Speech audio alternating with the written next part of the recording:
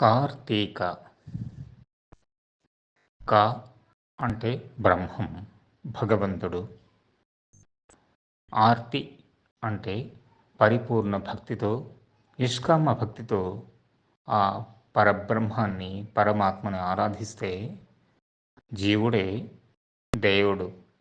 క అంటే బ్రహ్మ అని ముందు చెప్పాం కదా, బ్రహ్మం అవుతాడు. జీవుడే పరబ్రహ్మం. జీవుడే ఈశ్వరుండు తలపోయ జీవుడే పరమాత్మయు. జీవుడని భ్రాంతి విడువ అఖిలంబు దేవుడవు రామ రామ. కాబట్టి భక్తితో ఆరాధిస్తే జీవుడే దేవుడవుతాడు. నరుడే నారాయణుడు, నారి ఏవ నారాయణి. అందుకే ప్రతి పర్వదినము జీవుణ్ణి, దేవుణ్ణి గుర్తు చేస్తుంది. శ్రీమాత్రే నమః.